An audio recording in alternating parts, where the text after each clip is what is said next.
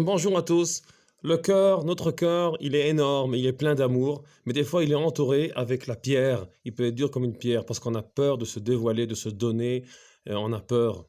Et on doit mettre notre cœur, faire attention à tous les points fins de la réalité, toute la finesse, tout l'amour qu'il y a dans la réalité, et pas avoir peur et mettre des barrières et des pierres autour, et être fermé, et cette peur on se protège des autres, il faut savoir comment ouvrir le cœur, et comme ça on arrivera à déchiffrer les lettres de la réalité, et avoir beaucoup d'amour, et savoir avoir des liens avec cette réalité, et pas que se protéger dans nous-mêmes. Le Kohen Agadol, il avait le Choshen avec les lettres qui faisaient des... Et chaque fois qu'on demandait quelque chose, alors les lettres, euh, chaque fois une autre lettre était en lumière, et il savait aussi prendre les lettres et construire les vrais mots, les vraies réponses qu'on demandait. Il y a deux choses qu'il faut faire. D'abord, les lettres qui sont illuminées, et après savoir déchiffrer les lettres, comment rassembler ces lettres. Dans la réalité, c'est aussi comme ça.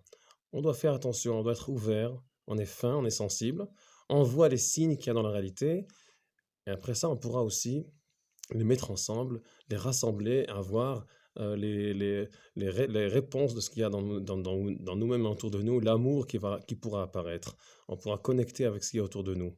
Alors, c'est ce que le Ramban explique comme ça, que le Kohen Gadol, il avait deux choses à faire. D'abord les lettres, et après, dans son cœur, il devait rassembler les lettres et faire les mots, transformer en mots. C'est le cœur. On pouvait faire ça une fois, mais le Kadosh Baruch Hu veut notre cœur, qu'on ouvre notre cœur. Il est dans le deuxième temple, ça n'a plus marché. Et le Choshen, qui avait les lettres au-dessus, les lettres des tribus et des ancêtres, et de nos ancêtres, le Choshen n'a plus rien dit. Le Choshen est devenu Nachash, le serpent qu'il faut deviner, il faut les Nachesh, et tout devenu sec. Shachun, c'est sec. Et on doit retourner à faire revivre l'eau d'amour intérieur pour savoir déchiffrer